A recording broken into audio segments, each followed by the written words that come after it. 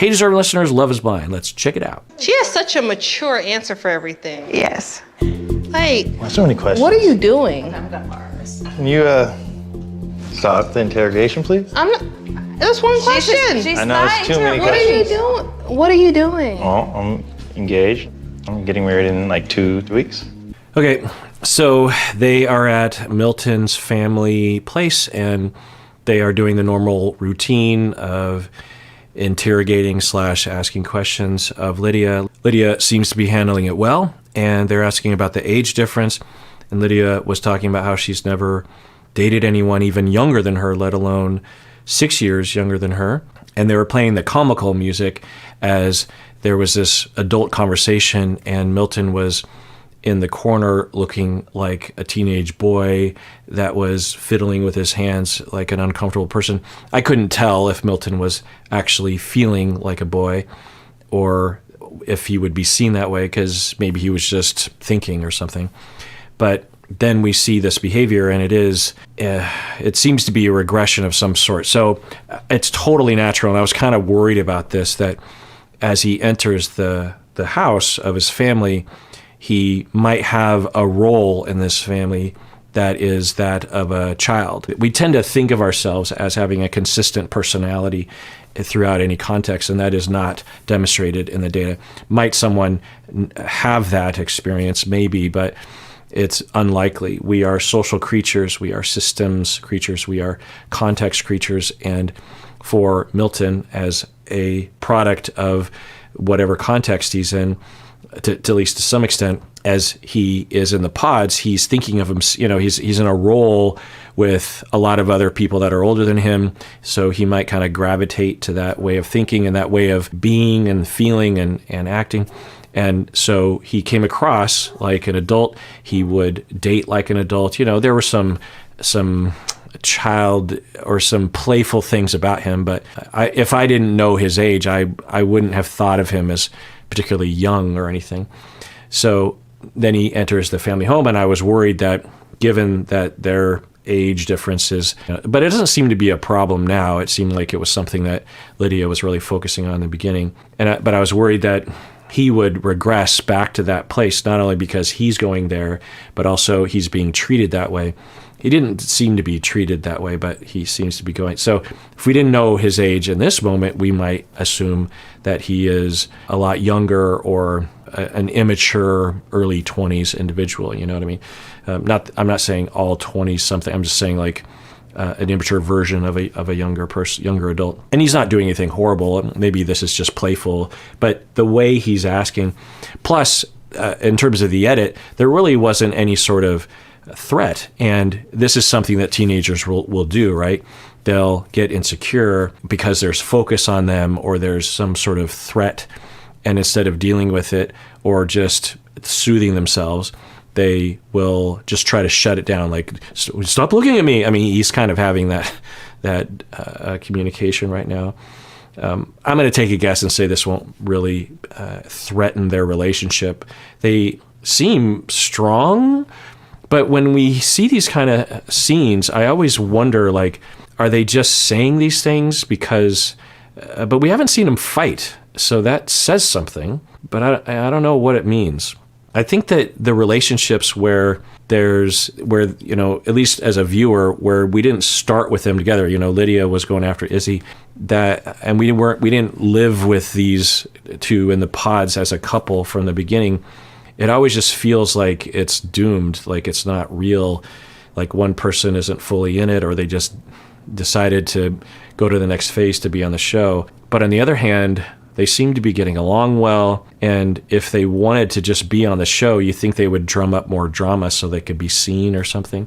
Or they would just tend to aggravate each other because they weren't really into each other. And they seem pretty similar in a lot of ways. I think they have similar careers and expertises. They're both in STEM. Do you know the date of the wedding? 31st. Why? 31st. What do you mean, why? Why are you getting married? Yeah, why are you getting married? Okay, so let's see how he answers this question.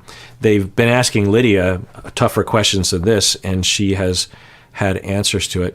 he's also possibly just not super verbal with these things. Lydia is much more comfortable with this. I imagine when she was 24, she was also good at this. I don't think it necessarily has to do with age, but let's see how he responds here. No, it's 30. Super uncomfortable questions. Chill out, dude. Chill. Okay, so they're showing these, I'm sure, edited scenes of people just listening with a concerned face as if they're all like shocked by his behavior. Who knows what's happening, but he is asking his family to chill, dude. And he's saying it in a pretty adolescent way. I don't know how Lydia will react to this. And, there's nothing wrong with it, right? But I would think that Milton, watching this, might cringe at himself and say, I slipped into that old role, and I wish I would have just been more adult-like because I look like a child talking to his mom. Yes.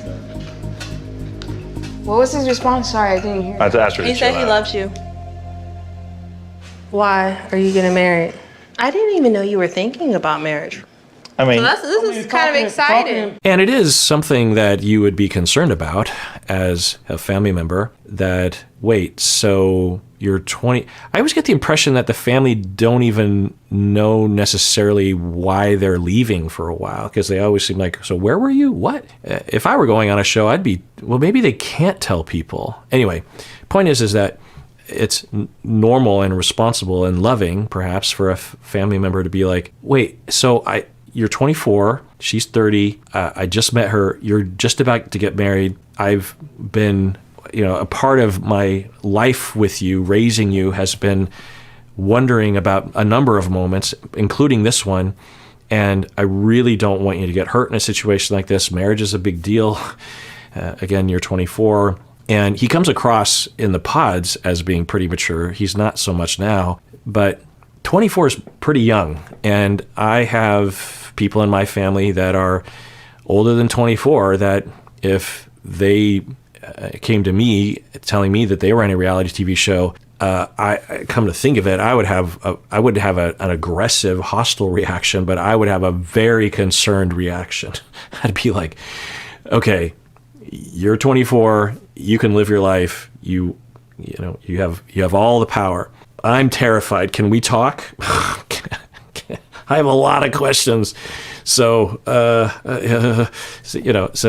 I think it's normal for us watching the show to be like, family, chill out. But I think it's actually not irresponsible, but I don't think it's very loving, really. My fear that I just role played for myself is a product of my love, a product of my concern. So the family are asking pretty rational questions, and they're saying, okay, well, why do you want to marry her? And all he has to say is he'd say, yeah, well, I love her, and she's my person, and I think she's the best, and I'm ready to get married, and I've fallen in love. But he's like, chill out. You're asking, leave me alone. He's definitely mentioned he wants to settle down. I was not actively pursuing a wife, but I mean, I was definitely interested.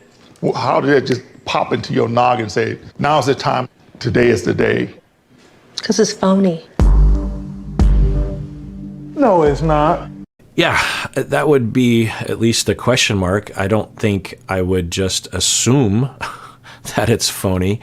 I think she's meaning that this is reality TV and it's not real. And maybe it is. Is this revealing something? Do they know something about him?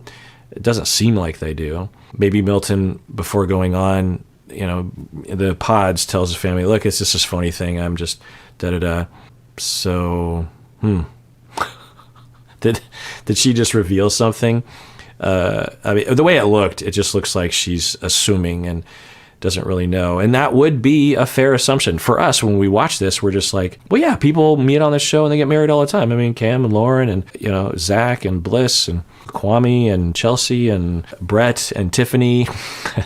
Point is that we understand it. So for regular people that don't watch this show, it would be a fair conclusion. Reality TV, he just met someone, come on, this ain't real. So, it's normal to think. I love you. I cannot wait to marry you. If that's the guy that am crazy for, you know? So, I mean, as Jessica said before, some of it seems, you know, you're scripted. You know a lot of the answers. Okay. Yeah, script. It does look that way at times. Over the episodes or the scenes with Lydia and Milton, it sounds like it might be legit more and more as they talk.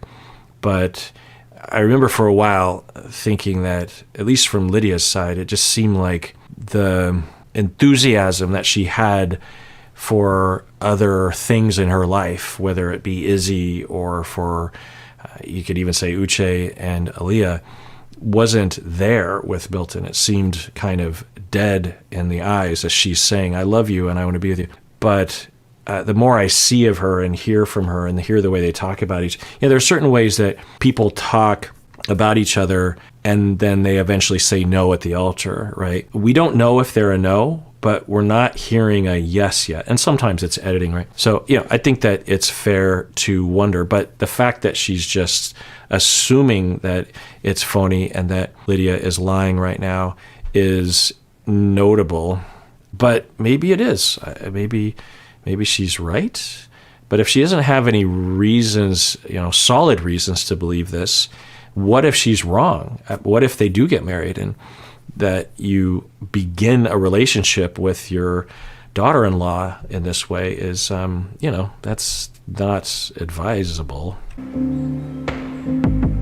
This, what you see right now, this is me. I'm really loving. I am caring. I am loud. I am funny. And I am really comfortable with him. Oh, she's taking it well. She's being accused of something pretty severe, and she's rolling with it, which is consistent. She's been really great with the with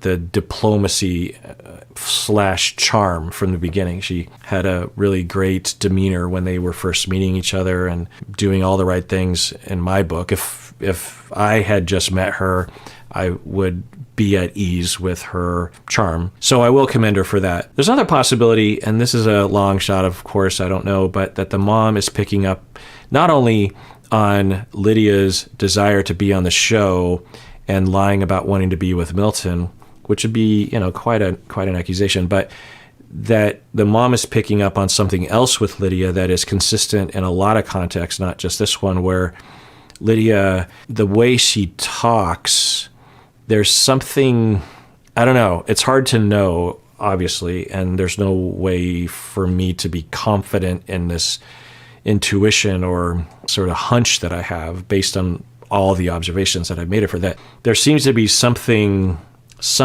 hidden, maybe, not like she murdered someone, but that, I don't know, it's hard to put my finger on. I'm recalling the time we saw her with Izzy in the pods. It just seemed, I don't know if insincere, if that's the word, maybe even unsure of herself. I don't know.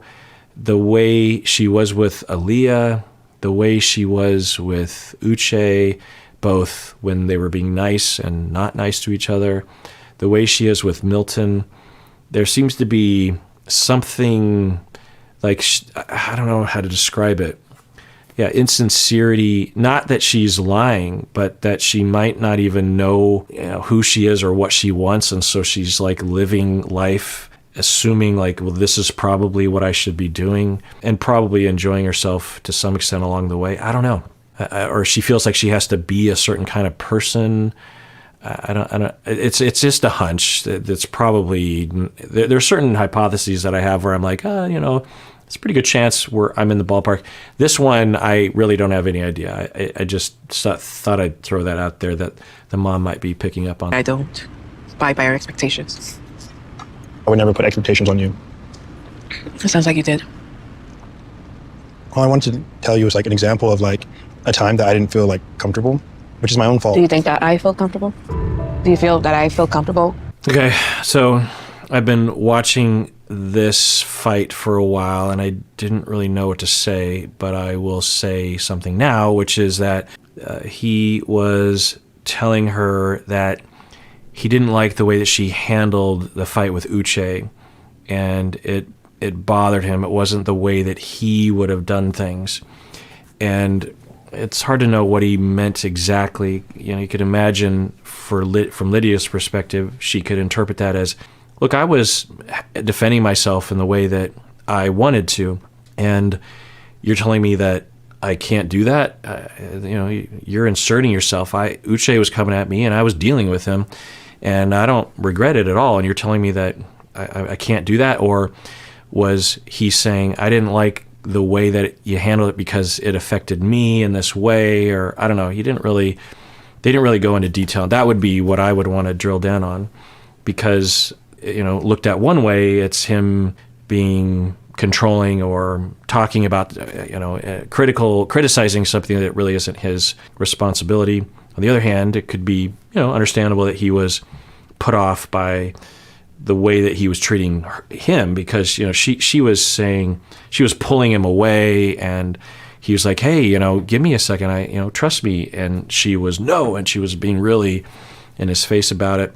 And so, you could see how that, he could have a legitimate complaint about that. Also, the way he was communicating it, it wasn't like he was saying, you're a bad person, Lydia, but she kind of took it that way. She escalated pretty quickly. She seems like she has a really hard time. The way he delivered the criticism was pretty light and tentative-ish, not tentative, but was calm, and he could have buttered it up a little bit, but she seemed to get triggered real fast. She had a visceral reaction. She had to leave because I think she knew that she was going to explode. She, got in the fetal position and was crying about but what he's saying, and I don't fault her. I imagine that was very real for her as a reaction, but that tells you something about her sensitivity to that kind of thing, and her not being familiar or comfortable with feedback from a partner. She could have absolutely said something like, well, okay, that's your opinion. I don't agree, but okay, duly noted. I'll try to consider that the next time I'm in a situation like that. But I might actually react that way again, because to tell you the truth, I don't really regret the way I did things. It sounds like you don't like that, but anyway, but she didn't. She took it pretty personally, and it is personal, but she took it pretty hard and seemed to be reacting from a place of like, she seemed devastated by what he was saying. And it didn't really sound devastating, but I don't know. I'm not in her shoes. And then they're getting in this conversation about emotion, and she's saying, I have emotions. And he's saying, well, okay, but it still was, I want you to clamp down on your emotions. You could argue that there's something there that he could say, but the way he's phrasing it, and I think she's heard that a lot. Certainly a lot of women hear that they need to control their emotions.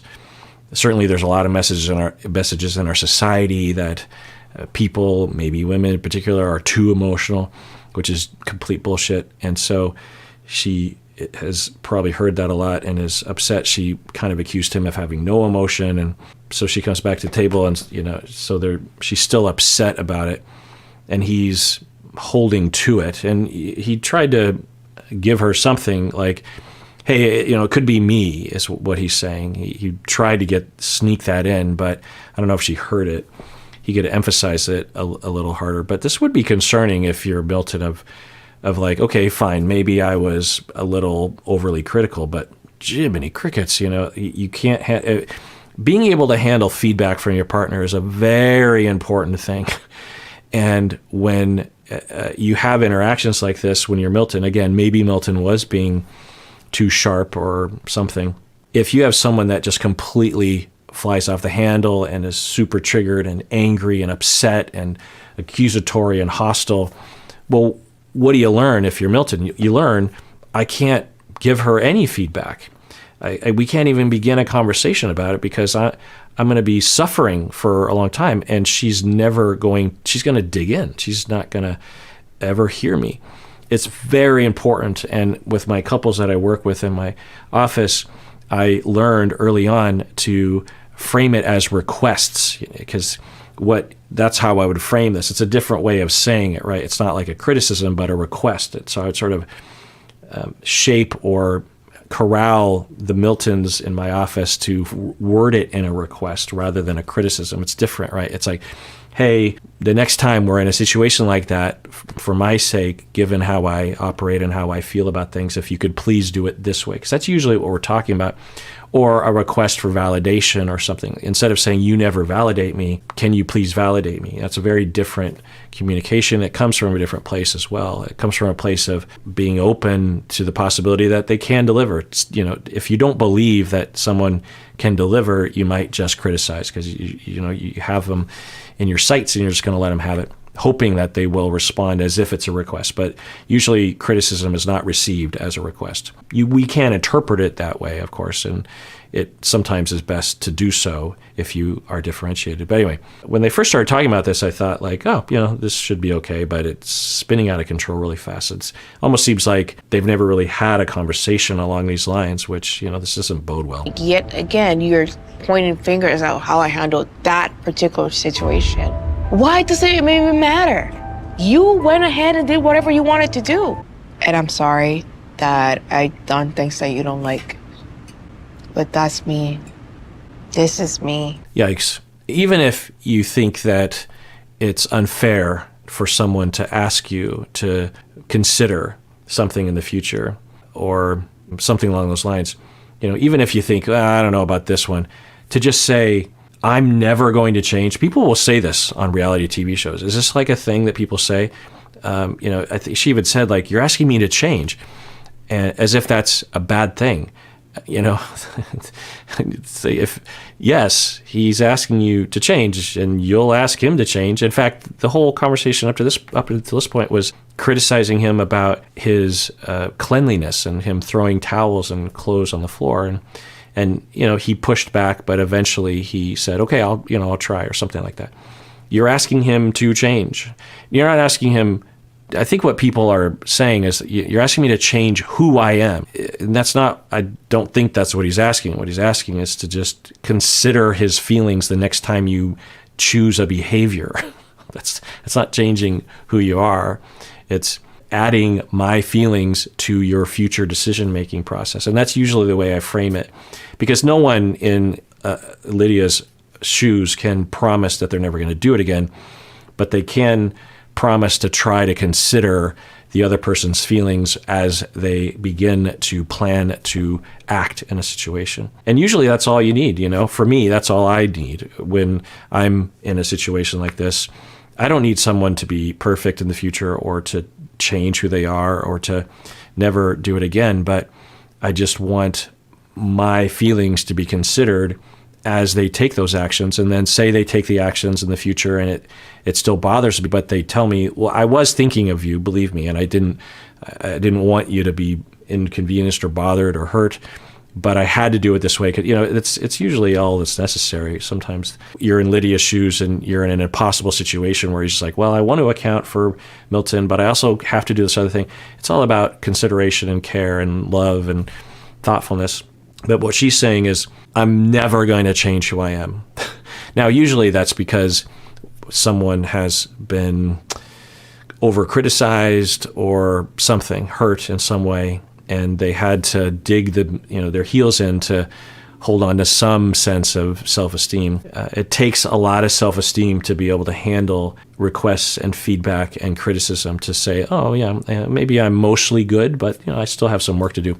It takes a lot of confidence to be able to do that. I feel a lot. I am loud. I am passionate. I'm emotional. God forbid if what my mind doesn't say, my face gonna say. And I want to stand by you to support you with any decision that you want to do. But I need you to understand me. Yeah, this is all kind of in that category that we've seen from Lydia. It's this very self-assured stance and a stubbornness, or I don't know, self-assuredness, her approach, and also the way she communicates it. It's like she's giving a TED talk or something. When she was talking to Aaliyah, she was very dominant and bulldozery and like, I know you and you are me. It's just the way of talking. And then she enters in this mode where she just is very assured of herself, when think it would be good if, at least for Milton's sake, for her, she could say in this moment, okay, I mean, maybe you're right, maybe you're wrong. I don't know. I feel like part of me is thinking that I don't want to change this about myself because I've been told my whole life I need to not be emotional, but I don't think that those statements were fair. I think they're sexist or something against me or my culture or whatever. On the other hand, I don't want to hurt your feelings, and I am open. You can have that debate, but to just self-assuredly say your criticism or complaint or request is completely invalid. I do not regard it. You're wrong. I'm never changing. Deal with it. That's honestly, I've talked about legitimate red flags or boxes that you would want to be able to check when you're dating someone. And the ability to respond to feedback at least kind of okay, because that's all I can really expect from the average person, is important. Because for some people, you might find 10, 20 years into the relationship that they've never responded well to criticism. They've never heard you. They've never validated you. They've never seemed to regard it. And that can make it a very difficult relationship, as you can imagine, right? So I'm a little... Now, it's also possible that she's wanting to hold on to her pride while at the same time thinking, well, I mean, I'll think about this in the future. I don't know. This could just be her way of pontificating or saving face. I don't know. This is not how I thought this night was going to go. I also wonder if he brought up the Uche fight because she was criticizing him about cleanliness, and he felt like, okay, we're going to talk about this. We're going to talk about my thing. Feeding pain with these sins. I love you too. There's a thorn in... Okay, I don't know what to think. She is being nice and reaching out. He's responding. He seems tentative about this right now, bothered perhaps. I don't know. There's something... I'll give it a 5% chance that there's something diabolical happening right now, that this is a pattern of stubbornness and refusal and self-assuredness, maybe even invasiveness, narcissism, and lack of empathy.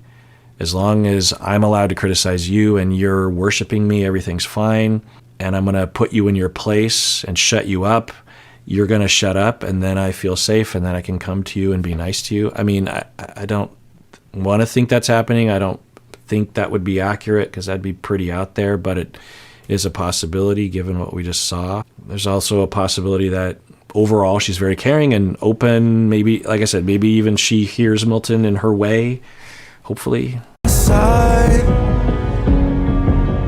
You got this, right?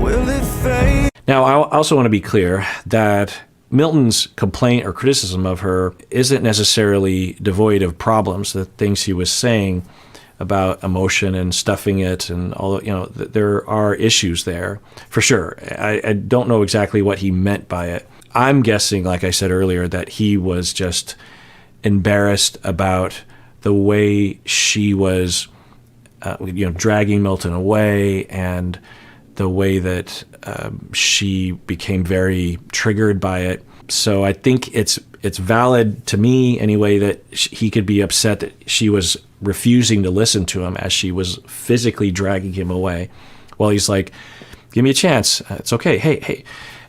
But to tell her that she can't have emotion, or she can't express herself, and she can't defend herself, or she can't be triggered by Uche, that she should have just been like him. Because like what he would do is he would just distance himself, intellectualize. I'm not saying it's a worse or better way of responding, but that's how he responded. He also, I didn't show this scene, but he was talking with his sister about his whole family is very unemotional, and his sister agreed. And he actually really likes her family, Lydia's family, because they're very giving and emotional, and he likes that, I think. So he's craving that.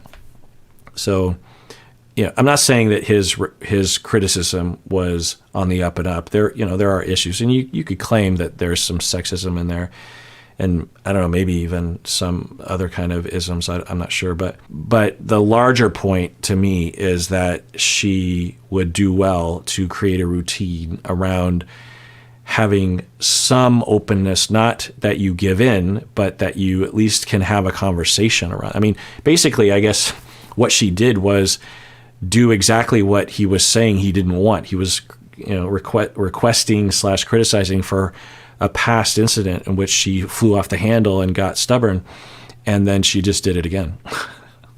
So I imagine this would concern him. All right, that does it for that episode. I hope you don't mind that I am taking a while to work my way through these episodes. By the time this episode airs, I'm guessing it's well after the season has ended, but I don't know. Sometimes I tell myself as I start to record, Kirk, stop yammering. Just work your way through the episodes. People are waiting for you to get to the next chapter, and I think, okay, I'm going to do that. And then I watch things, and it's like it provokes this thing as, I got to comment on that thing. I mean, so I apologize. I do try, and I do edit stuff out. Believe it or not, there's whole sections where I'm like, that's boring. Just take that out. So I hope that's okay with you. And everyone, please take care of yourself because you deserve it. You really, really do.